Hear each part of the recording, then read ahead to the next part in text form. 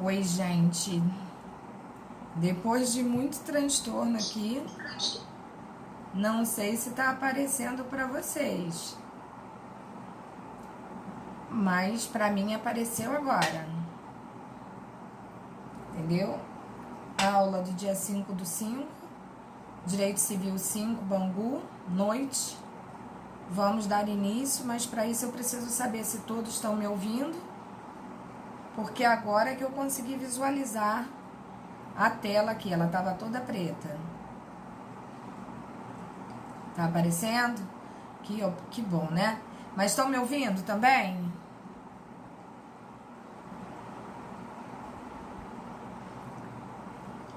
Sumiu? Jesus. Melhora?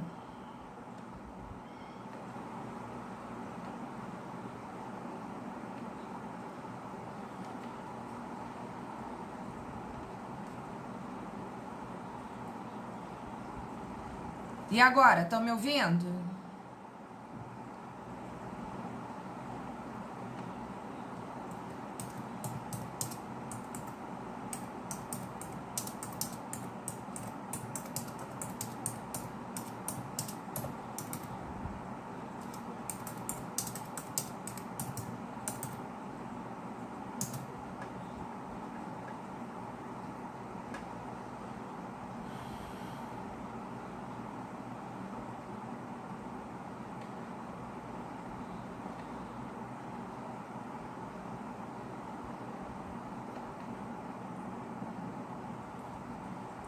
Ai, meu Deus, que situação.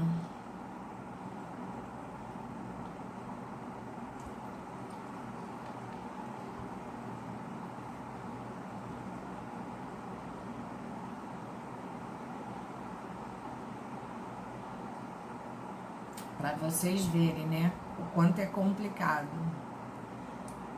Mas tudo se resolverá. São coisas que acontecem, né?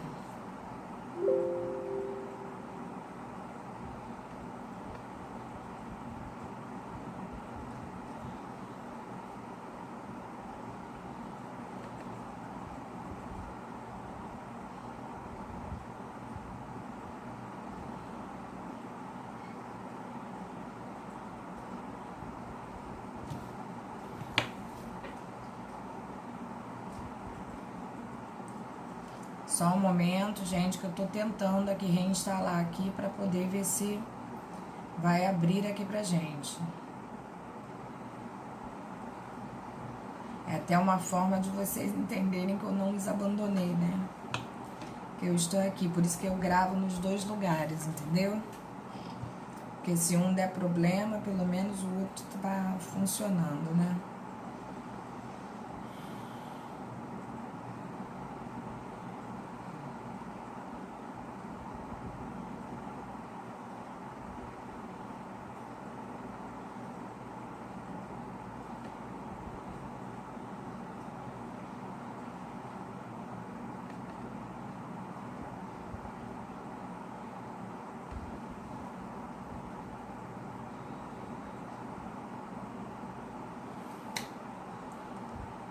Todos me ouvindo?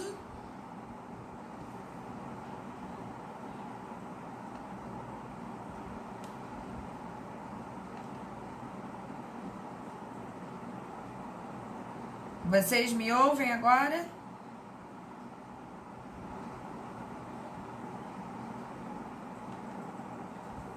Ai, que bom, Cristina. Ai, que maravilha, gente. Já tava aqui enlouquecida. Que bom. Então estão ouvindo bem, né? Beleza, graças a Deus. Bom, primeiro meu boa noite a todos vocês, né? Espero sinceramente que todos estejam muito bem. Tem alguém que possa falar comigo aí para ver se eu ouço?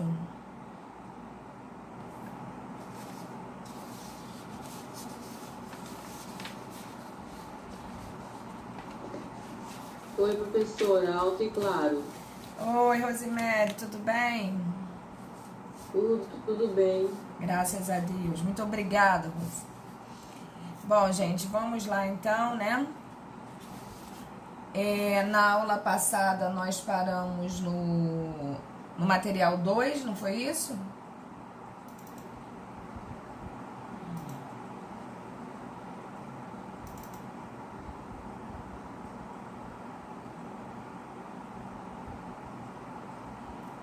Foi isso? Sim? Tá. Antes de tudo e mais nada, deixa eu explicar para vocês como vai funcionar essa questão do dia da prova, né? Claro que vocês já devem ter ouvido de vários professores, né? O dia da prova e o dia da vista de prova. O dia da prova nós estaremos presentes em sala de aula online e estaremos fazendo uma chamada, né, para ver quem entregou o trabalho, para ver se confirma o meu recebimento. E aí, posteriormente, vai haver o encerramento. É mais uma questão de pauta de presença mesmo, nada mais além disso. Na próxima semana, após ao que seria a nossa P1, seria a nossa vista de prova.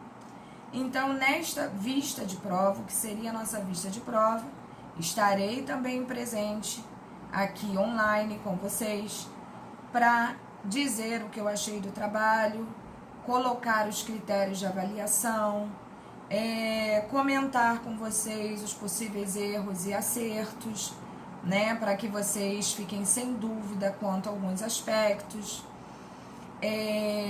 responder ao questionamento de alguns alunos que os tenham, né, entre outras situações que vocês acharem necessárias. Também não será um dia de aula comum, será simplesmente realmente como uma vista de prova. Eu, pelo menos, não passarei as notas de vocês por aqui, porque tem gente que entende que as notas são muito pessoais, outros não ligam, né? Mas, em sua maioria, eu acho que ninguém se sente muito à vontade.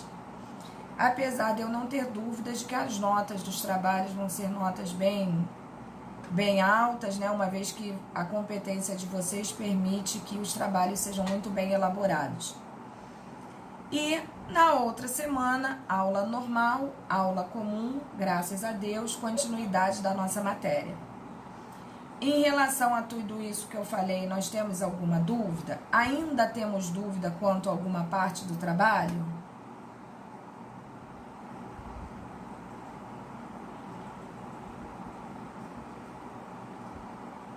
Não? Ok. Então tá bom. O material foi o 2, não é isso? Nós paramos...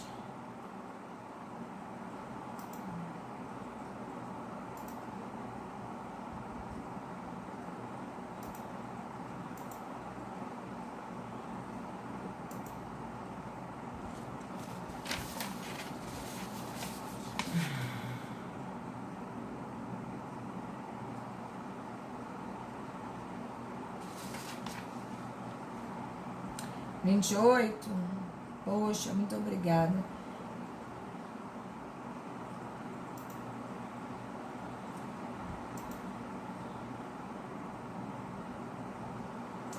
Vinte e 28? Nós chegamos a falar sobre a ação reivindicatória, não?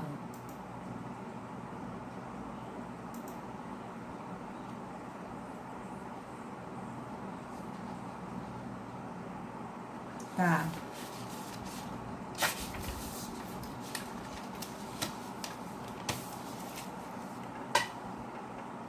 Vocês lembram que na aula passada, agora eu lembrei, eu fiz até umas anotações aqui depois.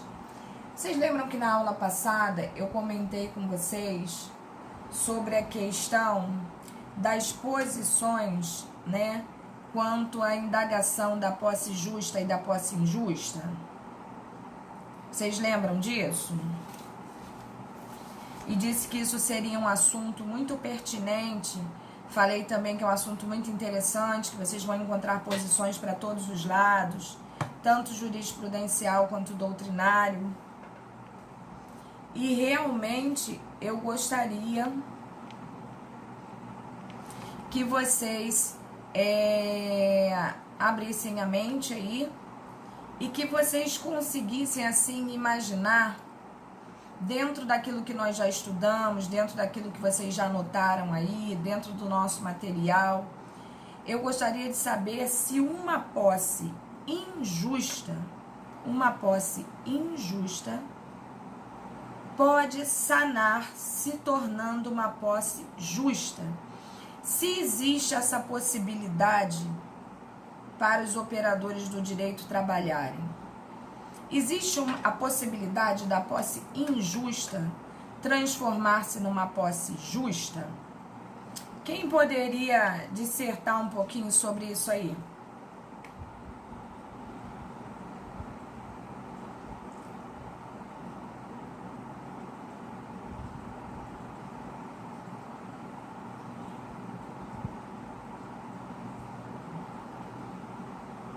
Ninguém?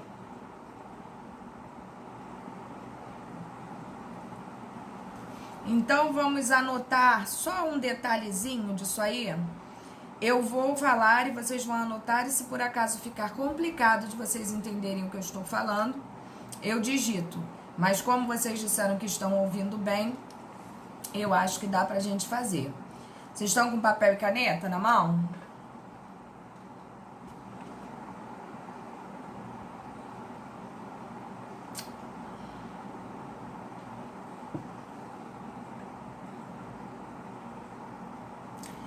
Leandro, isso daí é uma das vertentes, né? Um dos entendimentos doutrinários existentes, sim. Mas não é só esse, né? O entendimento é que pode acontecer, para outros não seria possível. Mas de que forma isso pode acontecer, né? Então vamos anotar alguns pontos aí, é pouquinho, não é muita coisa, fiquem tranquilos, não é muita coisa. Vamos lá. Eu fiz umas anotações aqui.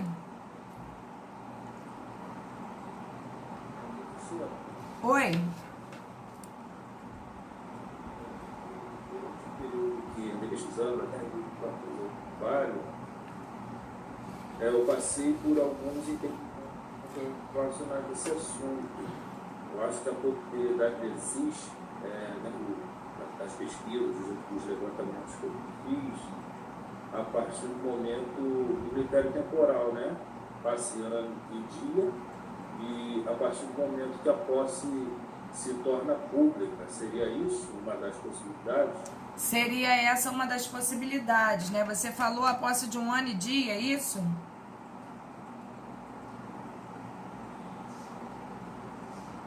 Isso. Isso, né? Essa é uma posição defendida, né, por grandes autores como Maria Helena Diniz, entendeu? Como Silvio Rodrigues, Flávio Augusto de Monteiro Barros, né? De Barros. Então, é realmente compreendida por muitos juristas, por muitos doutrinadores. E confesso a você que eu fico bem tendenciosa a ela também. Quando utilizo desse critério nos meus trabalhos, nas minhas petições, né? Eu gosto muito desse posicionamento, tá? Mas eu não diria que ela é assim totalmente aceita, não. E para isso, vamos fazer uma composição mista. É coisa pequena, eu não vou cansar vocês. É muito pouquinho mesmo que vocês têm que copiar. Só para que vocês tenham um respaldo quanto a isso, porque é um assunto importante e eu não tenho como deixar vocês passarem em branco nisso. Quando a situação é uma situação muito clara, né, existe uma divergência apenas, a gente deixa até para o aluno, né, ir na busca do conhecimento, além daquilo que a faculdade oferece para a gente. Mas quando o assunto é muito controvertido, existem muitas tendências divergentes, eu prefiro pelo menos pontuar um pouquinho para que vocês possam assim se sentir amparados, né? E depois, quando forem fazer tal processo de pesquisa, não tomem um susto, entendeu? Porque às vezes o aluno acha, né? Poxa, o professor falou uma coisa, eu tô vendo aqui é outra. Isso pode acontecer em diversas matérias que a gente estiver estudando, com vários professores. Isso é muito comum no direito, você colocar um posicionamento em sala de aula, depois o aluno vir questionar, mas existe um outro posicionamento. No direito, eu diria que existem vários posicionamentos para muitas coisas, né? E essa é uma dessas muitas coisas. E para isso eu gostaria que vocês escrevessem um pouquinho, que não vai, tenho certeza que não vai prejudicar ninguém. Peraí, deixa eu ver o que a Tayana colocou aqui. Pode ser considerada injusta quando for de forma violenta, depois que cessar essa violência, a posse passa a ser considerada justa perante outros. Vi muitos desses exemplos quando pesquisei. Se estiver errada, me corrija, professora. Não, Tayana, você não está errada. O problema é a visão de como essa posse se torna justa. Inclusive, para alguns doutrinadores, existe uma impossibilidade dela, uma posse injusta, se tornar justa. Não é uma corrente majoritária, mas ela existe. Tem gente que afirma categoricamente que não há como transformar uma posse injusta em justa. Então, vamos aí. Vamos escrever um pouquinho. Pode ser?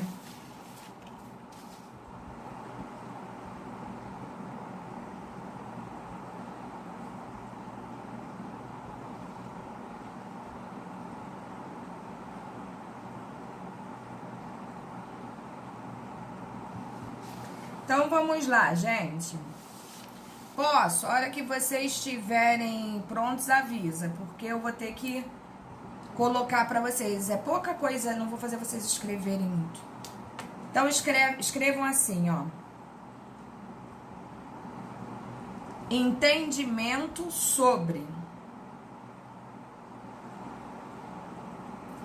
conversão de posse injusta. Entendimento sobre conversão de posse injusta em justa.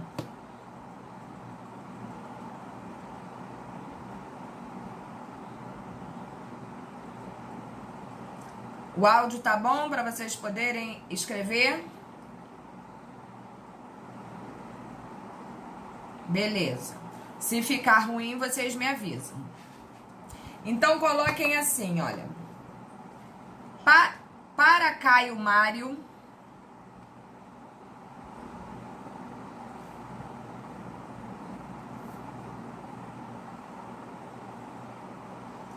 a posse injusta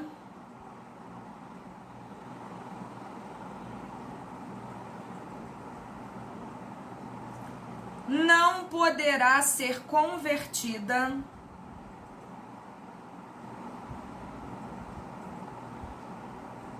em justa.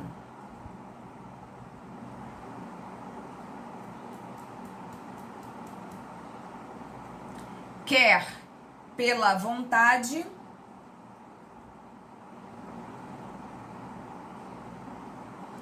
ou pela ação do possuidor.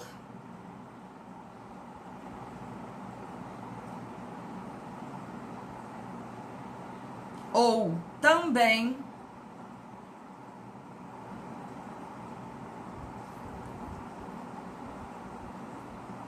pelo decurso de tempo.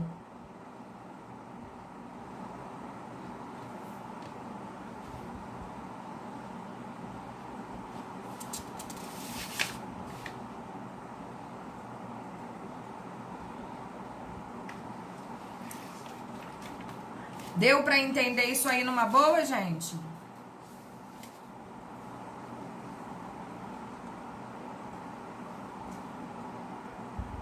Deu? Vamos interagir aí. Deu, né? Então, deu para entender perfeitamente o posicionamento de Caio Mário, né?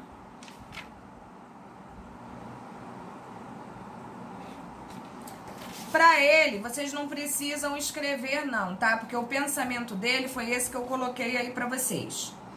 Mas ele, oi Camilinha, mas ele entende também que existem possibilidades que não essas que ele colocou ali, que seriam uma possibilidade diversa, tá?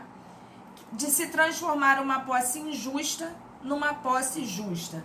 Como, por exemplo, aquela posse injusta se converter numa compra e venda, né? O dono, o proprietário, teve interesse em se livrar daquele problema ali, vendeu aquele imóvel para a criatura que tinha esbulhado, e aí sim, por uma situação adversa, que nada tem a ver com aquela situação que nós colocamos aí no papel, essa posse se tornaria justa. Mas aí convenhamos, né? Não é uma posse pura e simplesmente. Aí nós já entramos na seara da propriedade. Então olhem bem como é divergente isso, como é complicado, como insere outras situações. E a gente vai ver um outro posicionamento agora.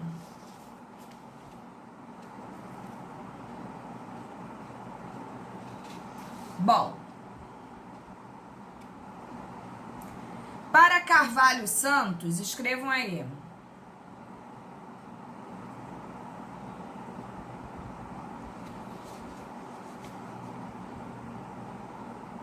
Cessando os atos de violência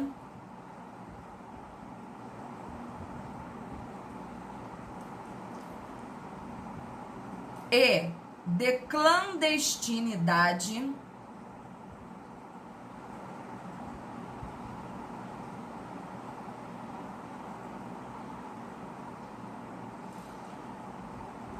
a posse passa a ser útil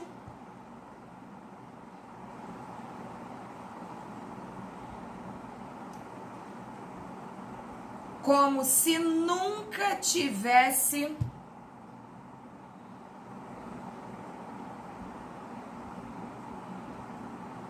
sido eivada de tal vício.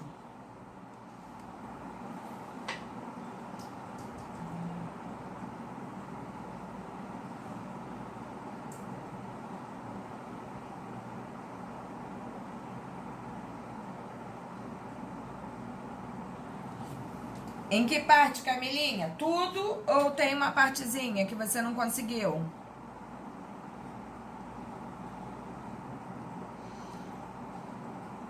Para Carvalho Santos, cessando os atos de violência ou de clandestinidade,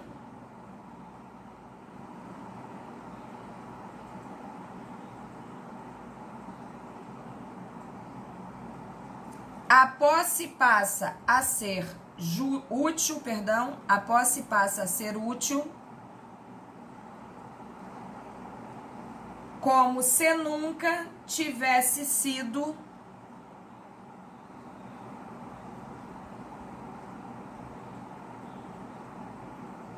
eivada de vício.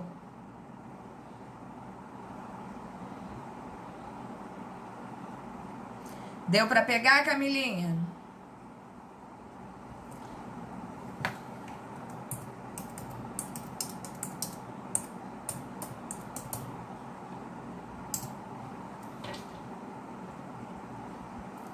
Quando a gente fala eivada de vício, sim, valeu. Quando a gente fala isso, a gente está dizendo que ela é uma posse defeituosa, né, problemática. Então é por isso que ele usa esse termo aí. Até aqui foi?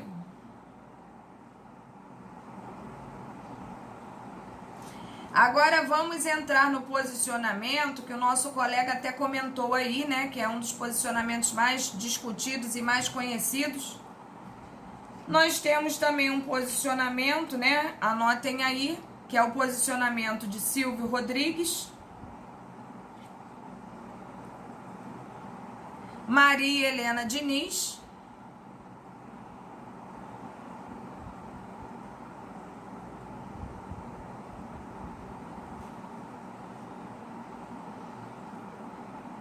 e Flávio Augusto Monteiro de Barros.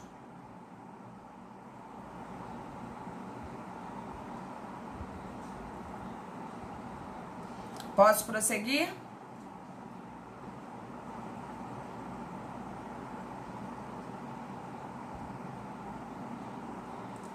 Esse entendimento que eu tô passando para vocês agora é o conhecimento e o entendimento, perdão, de Silvio Rodrigues, de Maria Helena Diniz e de Flávio Augusto Monteiro de Barros. Flávio Augusto Monteiro de Barros. Deu para pegar, Tayane?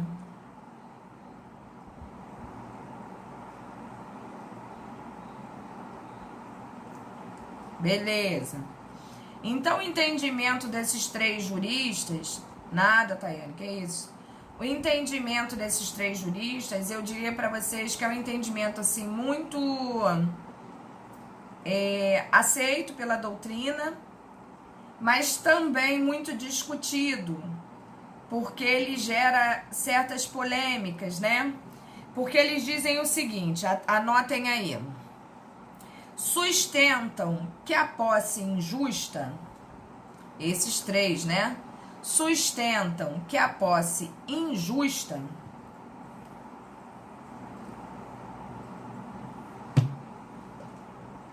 pode sim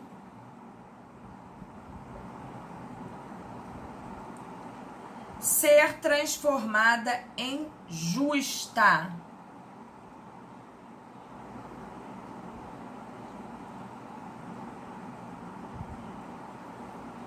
Bastando para isso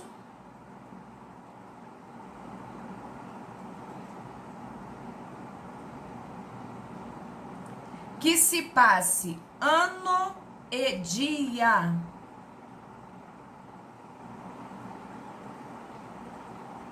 de quando cessar, acabar a violência.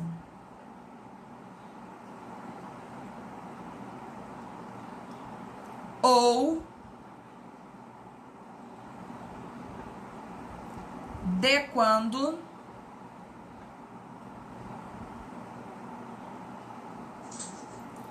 a posse se tornar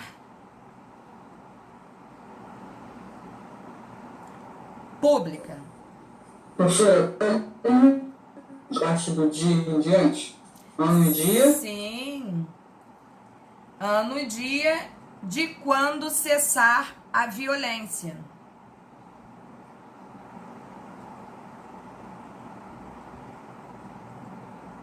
Ou de quando a posse se tornar pública.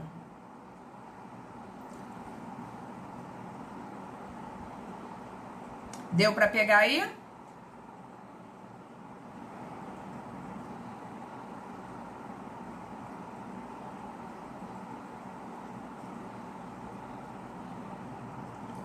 Deu, Vinícius? Valeu. Bom, por que que esses caras aí, né, essas três pessoas aí, brilhantes juristas, doutrinadores, né, por que que eles têm esse posicionamento?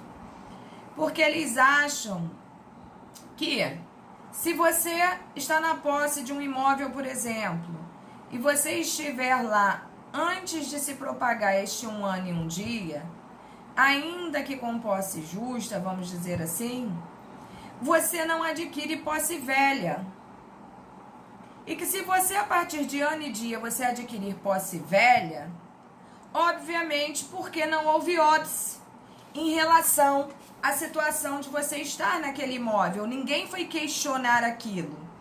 Se uma posse ficou velha a partir de ano e dia, obviamente, qual é a clandestinidade, qual é a injustiça dessa posse?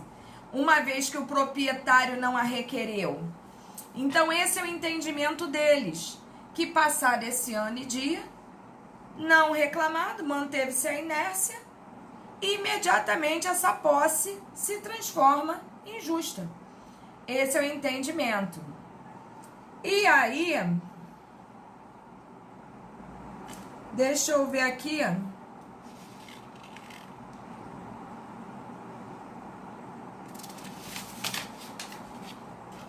porque existem vários entendimentos, não são só esses que eu tô dando para você, mas se eu for dar todos os entendimentos para vocês, eu não acabarei hoje, e essa não é a intenção. Mas eu tenho que pegar aqueles mais badalados para vocês.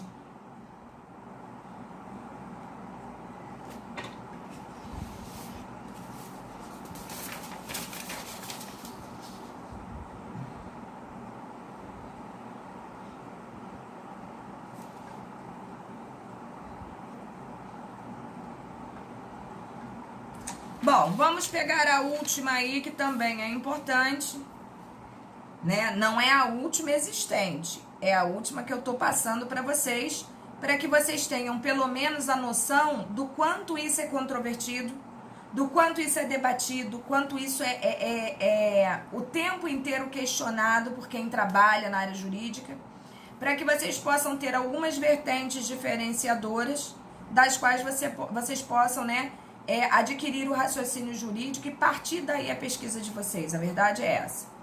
Então, essa última posição que eu vou passar para vocês, ela é de um desembargador. Bota aí. Ela é do desembargador Francisco Eduardo Loureiro.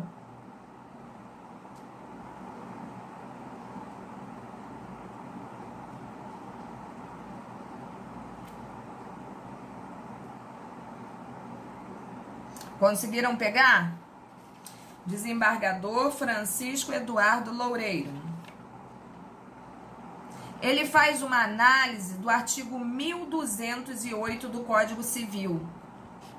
Anotem aí até o artigo para depois vocês poderem dar uma olhada.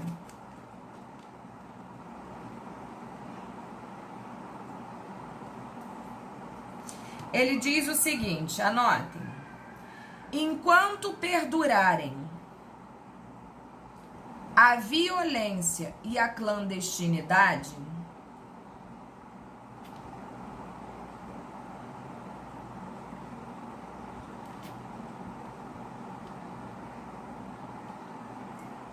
não há posse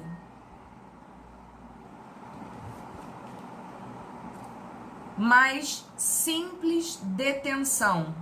Olha isso, gente.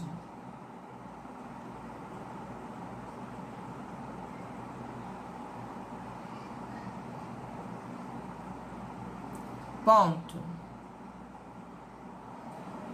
Então, para ele, enquanto perdurarem a violência e a clandestinidade, não há posse. Ele vai mais longe ainda, né? Mais simples detenção.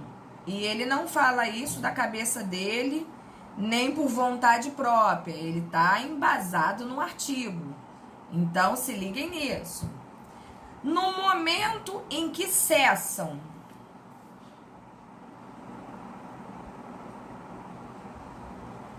os mencionados ilícitos, o artigo é o 1208 do Código Civil.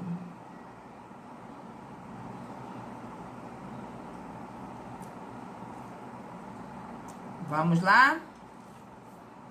Então, continuando aí, ó. No momento em que cessam os mencionados ilícitos, nasce a posse.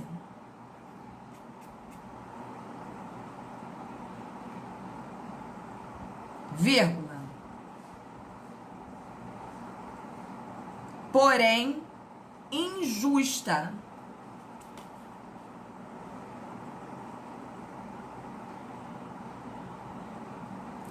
Porque, para ele...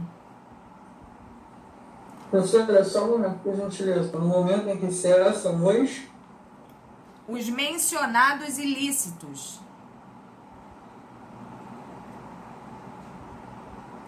Ilícito no sentido de violência e clandestinidade, entendeu? Pegou? Peguei, pode dar continuidade. Beleza. Valeu. Então, voltando aí, no momento em que cessam os mencionados ilícitos, nasce a posse. Porém, injusta. Porque contaminada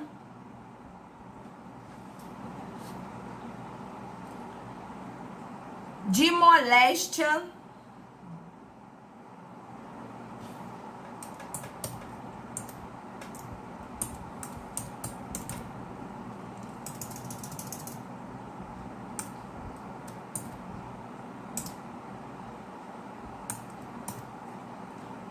Poxa. Ah, gente, tá saindo grande, pequeno, mas é isso aí, é congênita. Não sei porquê, meu computador acho que tá maluco.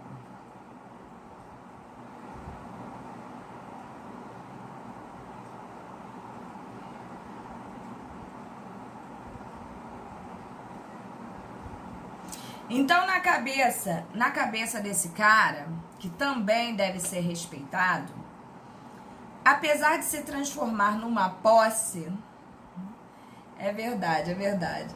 Apesar de se transformar numa posse, sempre será uma posse injusta, porque a leivada de vício e moléstia é tão grave, né, que ele chama de congênita, né, desde o seu nascedouro, vamos dizer assim. A origem dessa posse já era contaminada. Então, na concepção dele, ele entende que não tem como haver essa transformação, uma vez que ele é tão viciada, que seria impossível isso acontecer. Tá? Mas isso ainda tem muita discussão para frente, vocês vão ver cada vez mais que vão surgir outras ideias, entendeu? Outros critérios. Fato é que tudo isso que vocês colocaram aí no caderno de vocês não é o fim sobre o assunto, tá? Não é mesmo. Se vocês quiserem para o futuro, a gente pode até mencionar um trabalho desse para aula, né? A gente não tem nada para fazer mesmo, então a gente procura. Então a gente pode realmente, né, criar como se fosse um seminário e realmente falar mais sobre o assunto, dissecar o assunto, né? Mas fato é que nenhuma daquelas teorias ali podem ser consideradas erradas, equivocadas ou qualquer coisa nesse sentido. Porque para todos esses doutrinadores e brilhantes doutrinadores, tá? As suas teorias, os seus diagnósticos, as suas teses são embasadas, são fundamentadas e, obviamente, ninguém tira da cartolinha uma criação do nada sem uma fundamentação a nível jurídico. Então, devemos respeitar, sim, até porque a gente não sabe que tipo de defesa a gente vai ter que efetuar num processo e vai que o nosso cliente necessite de uma daquelas ali diferentes para enquadrar seu contexto dele, não é verdade? Então a gente não pode abraçar uma só, a gente pode até ter uma preferencial, mas a gente tem que ter o conhecimento que existem outras para que, em função do uso processual, nós possamos ter consciência de que elas existem e estão ali para serem trabalhadas. Tranquilo, gente?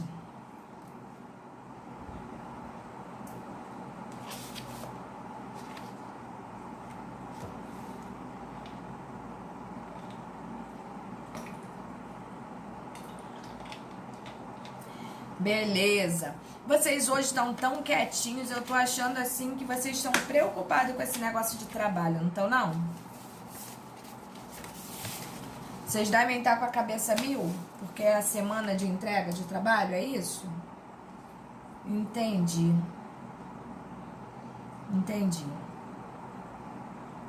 Ai, como vocês se manifestaram agora, tá vendo? Como é que eu pego vocês? Depois eu que tenho o coração peludo. Todos à beira do suicídio, tá certo. Então eu vou combinar uma coisa com vocês. A gente não está com material atrasado, graças a Deus. A gente está conseguindo realmente deslanchar aí naquilo que a gente se propõe, né? Então, eu não vou castigá-los muito, não. Vou dar nosso material, também não precisa ficar tão feliz, não precisam ficar tão felizes, entendeu? Eu amo vocês, mas eu tenho que dar aula, entendeu? Então, eu vou dar um pouquinho do nosso material, apesar disso que vocês tenham copiado aí. Eu também não estou muito diferente de vocês, é muito trabalho para corrigir, mas a gente tem que saber passar por isso tudo, né? Eu vou andar um pouquinho do nosso material, ando um pouquinho mais e libero vocês um pouquinho mais cedo. Ajuda ou não?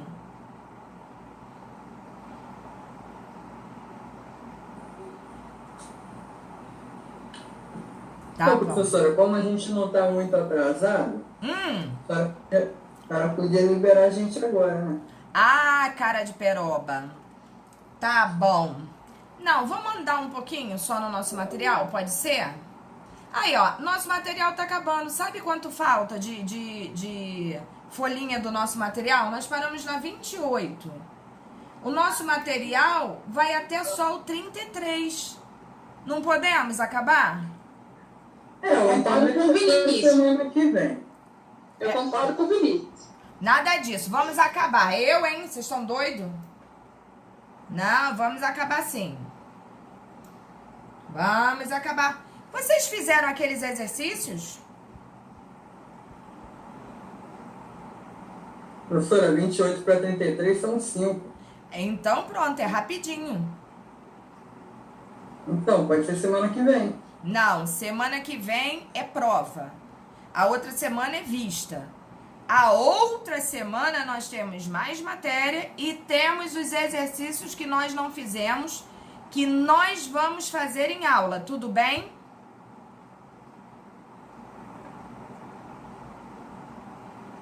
Tudo ótimo. Então tá bom. Guardem o exercício que nós faremos em aula. Então vamos lá. Acabando a nossa apostilinha aí, eu libero vocês. E aí de vocês se ficarem falando mal de mim depois. Porque, ó, eu tô em casa, não tô fazendo nada não, gente. Eu nem posso sair. Então, se vocês quiserem ficar, eu fico aqui até as 9. Vamos lá. Professora, deixa eu te interromper rapidamente. Já que a senhora está animada para dar aula, eu também vou ficar animado para assistir. Ótimo. Tem como a senhora frisar novamente a diferença entre a ação possessória e a reivindicatória? A possessória é matéria processual, né? Não sei se vocês sabem. Na verdade, vocês aprendem em processo civil. Mas eu dei as 3 ações possessórias para vocês poderem relembrar, né?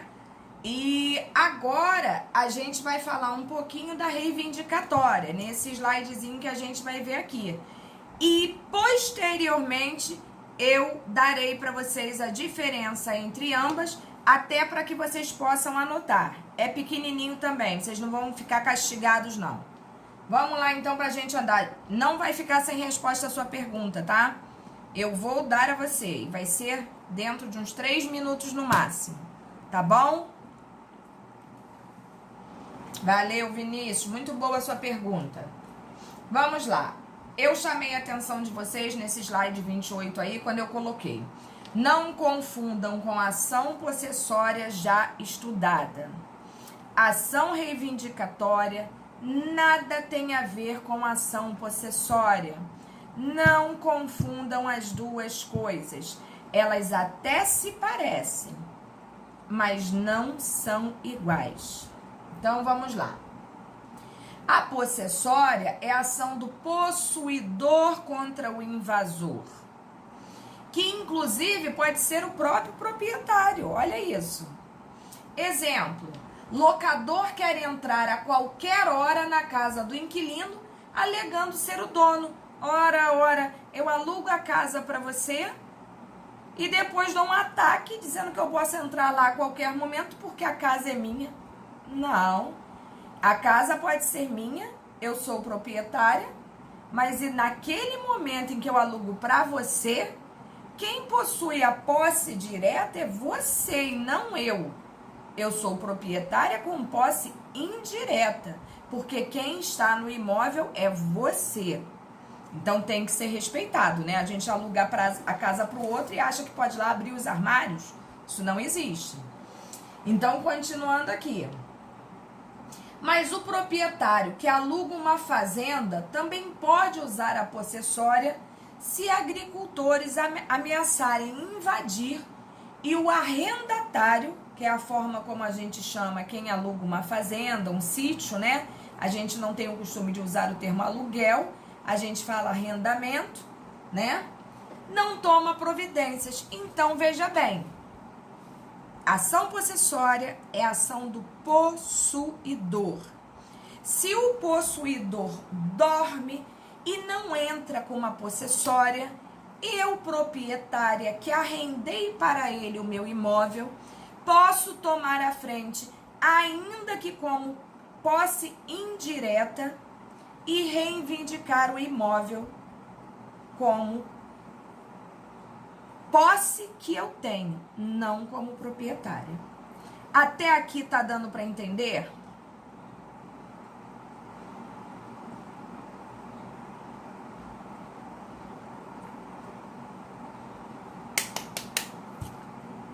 Vamos acordar aí, galera. Isso é importante, hein? Tá dando para entender?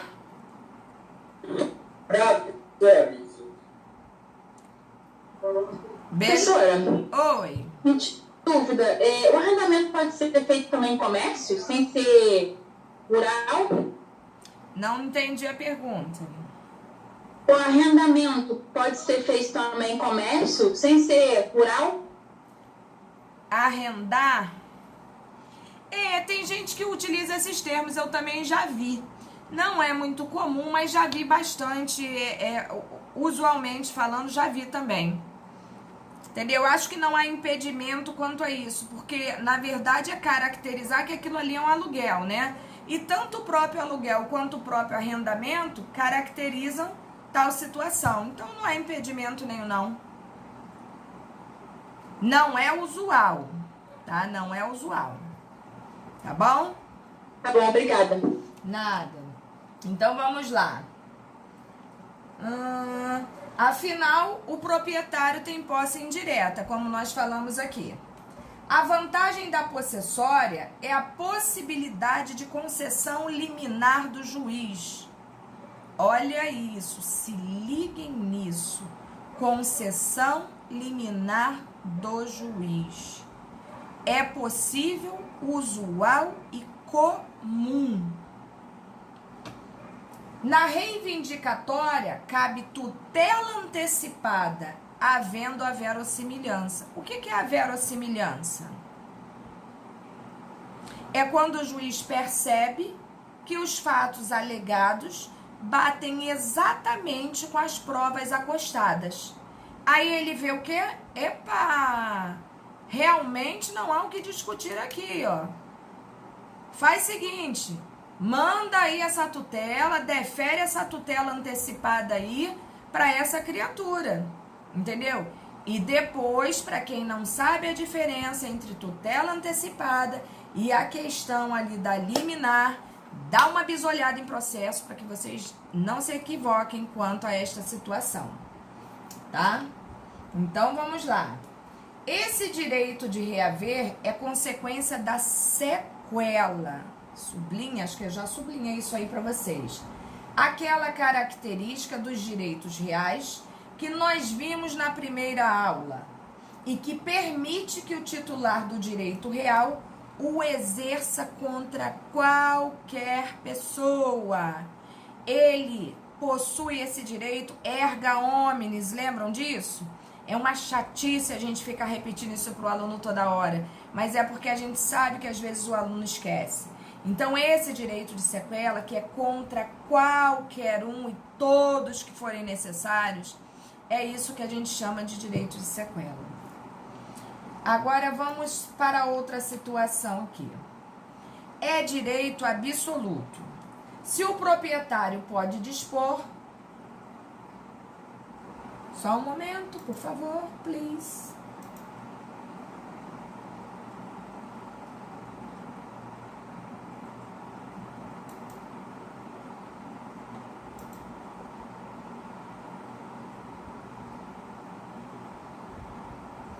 Ah, tá. Agora eu entendi. Pensei que eu tivesse pulado alguma coisa aqui.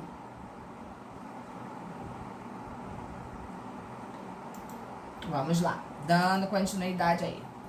A segunda situação aqui, né, em relação à propriedade, é o direito absoluto, né? Se o proprietário pode dispor, pode abusar da coisa, que é o juiz abutende, pode vendê-la, reformá-la e até destruí-la. Eu não posso? Posso. É meu, né? Desde que eu não ocasione nenhum dano a estrutura de outro imóvel ou economicamente a outra pessoa, eu faço o que eu quiser. Esse absolutismo não é mais pleno, pois o direito moderno exige que a coisa cumpra uma função social, que nós vamos ter uma aula só disso, e nós vamos ver que função social não é isso que a gente pensa. A gente tem uma ideia de função social do imóvel, né? Como se fosse assim uma coisa relacionada à simples moradia, e não é. Exige um desenvolvimento sustentável do produzir, evitando poluir. Esse assunto não é para agora, mas prometo que nós vamos ter uma aula inteira só disso. Respeitar a função social é um limite ao direito de propriedade. Outro limite são os direitos de vizinhança, que nós também falaremos sobre isso. É absoluto também porque se exerce contra todos, erga omnes, como nós já falamos, né? Todos vocês têm que respeitar minha propriedade, os bens, né? A minha propriedade sobre os bens que eu possuo e vice-versa. Já falamos disso, né? Várias vezes, né? A perpetuidade também é uma outra situação muito interessante. Os direitos de crédito prescrevem, mas a propriedade dura para sempre.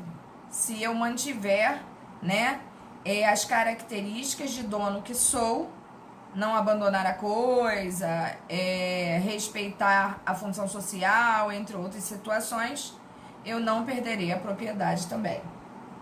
Passa inclusive para nossos filhos através de direitos de sucessões, que vocês ainda não tiveram, que só vai ocorrer em Direito Civil 8.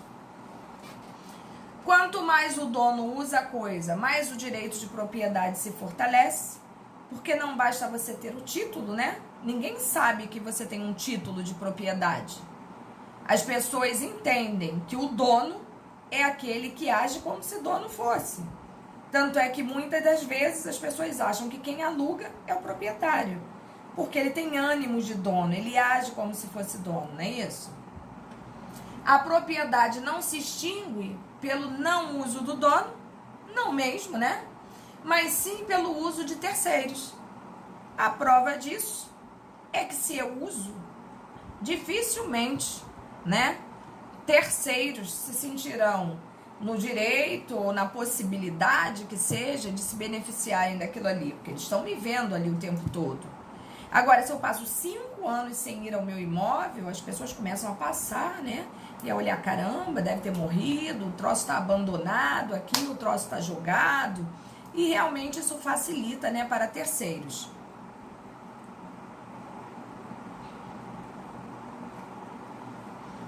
Ronei, justo título, a que nível você está falando isso? Porque justo título, como nós falamos aqui, você está falando de uma daquelas situações que eu expliquei a vocês?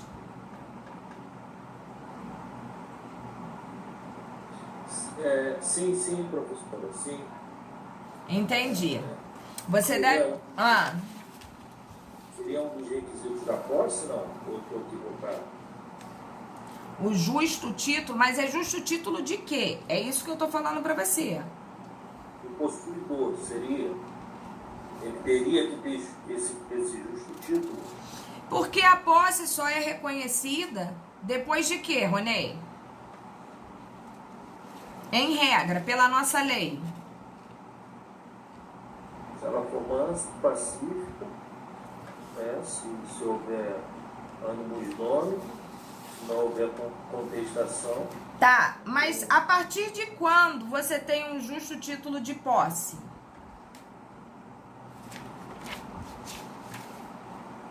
Seria a partir do uso capião? Não, posse. Você está falando de posse ou de propriedade? Da posse. É justamente isso que eu gostaria de saber, essa dúvida que eu queria tirar. Entendi. Quando você adquire um justo título de posse? Isso. É justamente isso que eu quero saber. Você já me deu essa resposta. Pensa aí. Se você não disser, eu te digo. Existe ânimos domini. Não, isso são requisitos. Isso são requisitos até para o uso capião, correto? Entendi. Fala comigo. Não estou me recordando agora. Quando é que você tem posse nova ou mera detenção?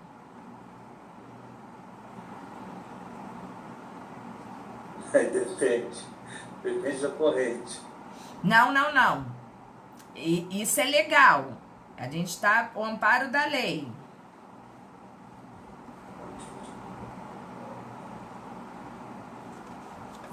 Eu entro hoje na tua casa, Ronei. Ah, o Leandro respondeu aí. O Leandro respondeu 1 ano e 1 dia. Isso aí. Eu entro na sua casa hoje, invado a sua casa. Eu posso até ter feito uma posse mansa e pacífica. Mas quanto tempo eu demoro para, por exemplo, regularizar a minha situação? Camila é ótima, brabo mesmo, né, Camila? A minha situação de posseiro, quando é considerado uma posse de verdade? É como o Leandro falou ali, ó, 1 ano e 1 dia. Porque antes de 1 ano e 1 dia, eu, proprietário, tenho para quê? Para requerer o retorno dessa posse ali. Sim, sim. Então, enquanto isso não vier a ocorrer, a doutrina e a jurisprudência são muito claras no sentido de dizer que uma posse nova, ela equivale a uma detenção. Então, em verdade, a posse nova, ela não tem poder nenhum. Você só ganha esse título de posse mesmo após 1 ano e 1 dia, sem a manifestação do proprietário. Podendo lá na frente, depois do uso capião impetrado, entendeu? Você simplesmente ser possuidor, não só direto, como também proprietário do bem, angariando assim o justo título que você tanto definiu aí. Ah, ok. Entendeu? Entendi agora. Concluí o raciocínio aqui. Mas não se preocupe que nós vamos falar muito sobre isso, Ronei. Muito. Entendeu? No final do semestre vocês vão estar odiando a professora. É ruim, jamais. É verdade. Já vi melhores, Camila. Ô, Camila, piores. Não é melhores, não são melhores, né, Camila? Piores. É verdade. Vamos lá, gente, seguindo aqui, ó. Ai, Jesus, vocês são ótimos. E a exclusividade aqui, a questão da exclusividade, ó. Ver 1231 aí, ó. O proprietário pode proibir que terceiros se sirvam do seu bem. A presunção é de cada bem só tem um dono exclusivo. Isso nós já vimos que isso é a regra, mas que toda regra possui exceção. Vide a situação do condomínio que eu já coloquei para vocês lá atrás, né? Então, nesse sentido, nós podemos ter mais de um proprietário no sentido de condomínio. Lembram disso ainda, gente? Diz que lembram, por favor.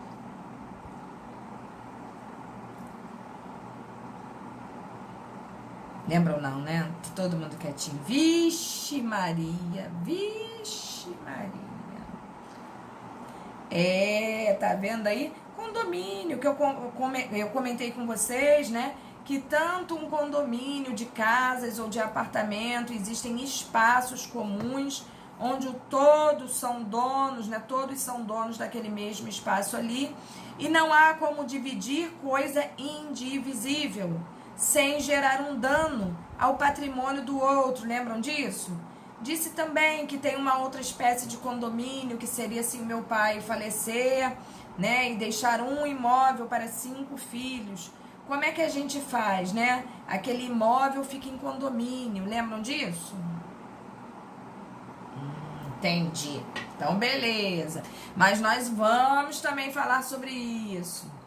Então, vamos lá. Eu tô vendo que essa turma é fantástica. né? E que nós vamos chegar ao final do semestre com a nossa matéria já arrasada, dilapidada. E não tenham dúvidas, eu vou criar situações para a gente debater em sala de aula. Eu gosto muito de um bom debate, muito mesmo. Então vamos lá. O proprietário pode proibir que terceiros se sirvam do seu bem. A presunção é de que cada bem só tem um dono, mas com as suas exceções. Mas nosso ordenamento jurídico admite o condomínio, como eu falei com vocês, né? A lei facilita a extinção do condomínio, justamente porque a propriedade é um direito tão amplo e complexo que não é fácil de ser exercido por duas pessoas sobre uma única coisa, né? Isso gera muito conflito, e conflito não é uma coisa boa nem pra gente, nem pro próprio judiciário, né? Se a gente pode compor os conflitos, para que gerar mais polêmica, né? E a última aí, que é a questão da elasticidade também. A propriedade se contrai e se dilata. É elástica como uma sanfona. Por exemplo, tenho uma fazenda e cedo a usufruto para José. Eu perco as faculdades de uso e de fruição, porque eu as passei a José. Minha propriedade antes plena, né, completa, na totalidade minha, vai diminuir para apenas disposição e posse indireta.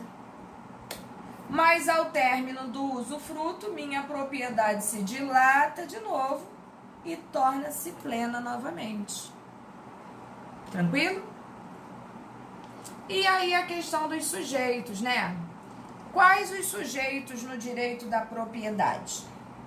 De um lado, o sujeito ativo, que é o proprietário, que é aquele cara que detém, né, a posse, podendo ser ela direta ou indireta, mas ele tem o título de possuidor, de proprietário, que é qualquer pessoa física ou jurídica, desde que capaz, porque o incapaz vai ter que ser representado por alguém. O menor pode adquirir mediante representação do pai ou do tutor. Isso a gente só está repassando, porque em verdade vocês já sabem, né? Isso é um assunto muito comum. E depois aí vocês vejam os artigos que eu coloquei. Do outro lado temos o sujeito passivo, que é um sujeito indeterminado, uma vez que nós estamos falando que direitos reais é a relação entre uma pessoa e a coisa dela, né? Então, quando a gente fala de um sujeito passivo, ele tem que ser indeterminado. Ou seja, todas as demais pessoas da sociedade que devem respeitar o meu direito de propriedade, porque a gente está se valendo, né, de direito real e ele erga omnes contra todos, e quem mais achar que pode enfrentar o proprietário da coisa, né? Então, basicamente é isso aí. E finalizando a questão do objeto, o objeto da propriedade é toda coisa corpórea, incorpórea, móvel ou imóvel, e a propriedade incorpórea atualmente mais valiosa do que aquele bem corpóreo, material, né, que a gente está acostumado a ver o tempo todo. E são os softwares e tecnologia, valem mais até do que terra e petróleo, né, gente? Então a gente tem que ter muito cuidado com isso, porque a gente, a propriedade, assim como a posse, a gente visualiza uma coisa que em verdade a gente compra aquela ideia ali como se verdadeira fosse, mas a gente pode estar incorrendo num grande erro, né?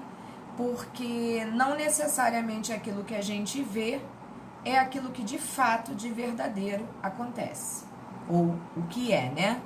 Então, nesse sentido, a gente tem que ficar muito atento a essas situações aí, porque proprietário é aquele que detém a titularidade, que possui o documento, está no nome dele. Eu hoje possuo imóvel, vendo aí para Camilinha ou para Cristina, né? E se eu não fizer essa translatividade documental, a venda vai valer juridicamente. No entanto, em situações que dependem de direitos reais, o direito real continua sendo meu, porque eu não pratiquei essa translatividade documental principalmente, que deve existir para a garantia dos direitos reais. Bom, e como o meu amigo perguntou, e eu obviamente não esqueci, né? Cadê ele? Saiu de sala? Qual foi o colega que perguntou aí sobre a questão da diferença entre uma ação reivindicatória e uma possessória? Vinícius. Vinícius, cadê o Vinícius? Vinícius. Estou te ouvindo, professora, pode falar. Beleza, rapidinho, viu? Vamos lá, vocês querem anotar ou não?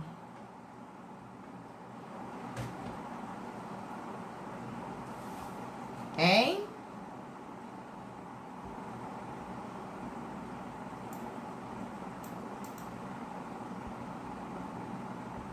Sim? Então coloquem aí. Diferença entre possessória e reivindicatória.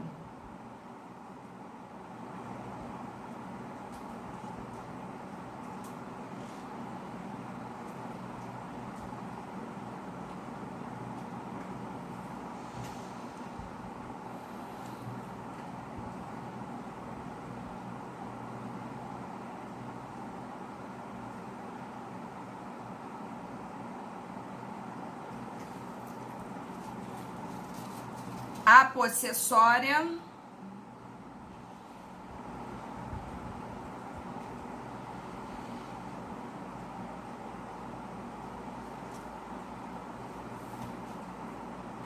visa a posse do referido imóvel ou bem móvel também pode ser, tá, gente?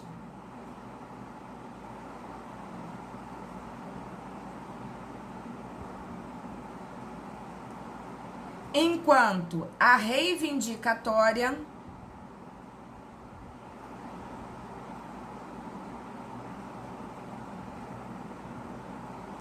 visa o direito de propriedade.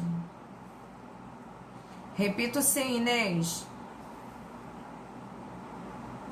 A ação possessória, repetindo para Inês, hein?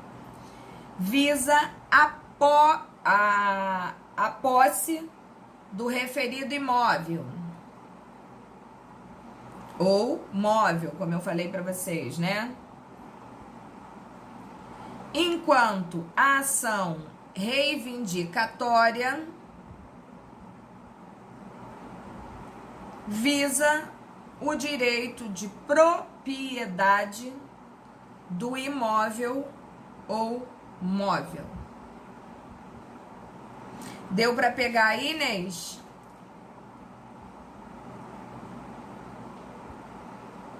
Beleza.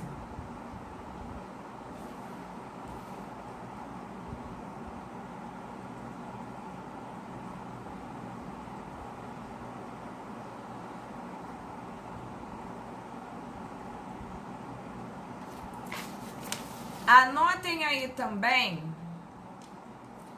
a súmula para vocês procurarem, a súmula 487 do STF.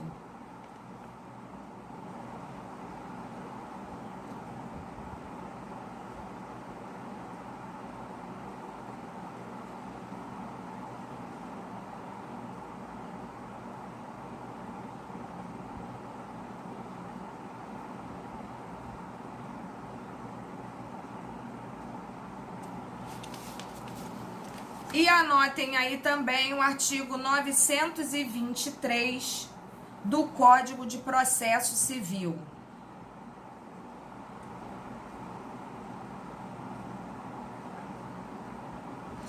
Eu também vou anotar esses artigos e esta súmula, porque, como eu não tenho nada para fazer, eu vou dar uma mega pesquisada nisso e quem sabe gerar uma aula para vocês, porque essa turma me estimula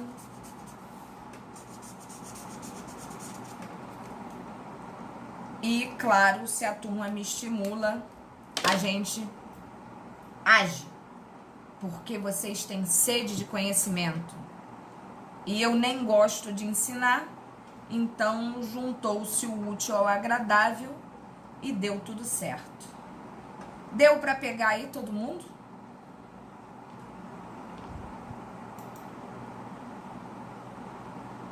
R$923 de CPC.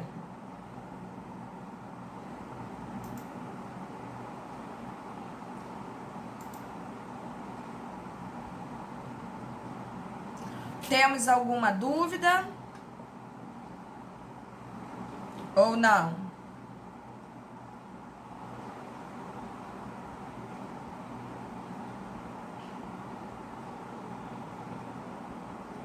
Beleza, então.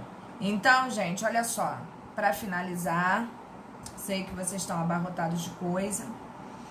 Que vocês tenham uma semana maravilhosa, protegida, reservada. Que vocês consigam alcançar o objetivo de vocês quanto ao trabalho de vocês. Tayane, pode falar da pesquisa da P1?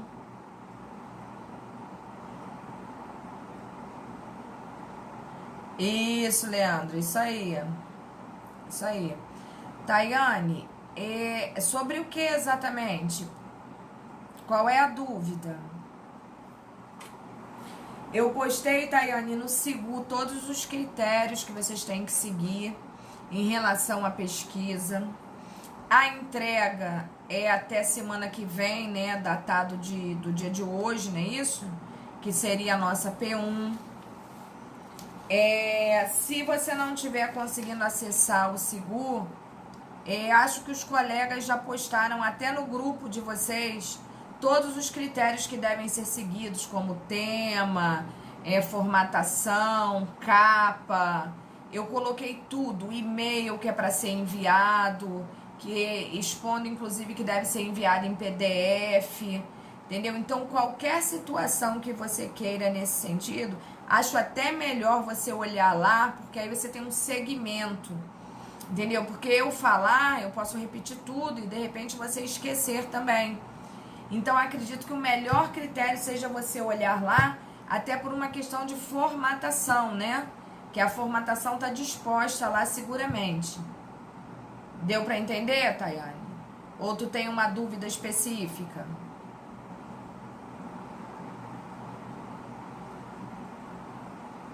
Ok.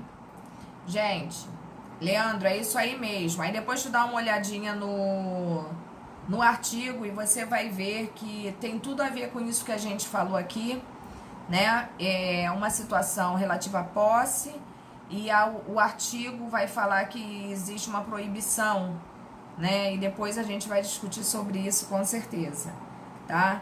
Uma semana maravilhosa para vocês, cheia de alegria, cheia de paz, cheia de saúde. E qualquer coisa, eu estou aqui.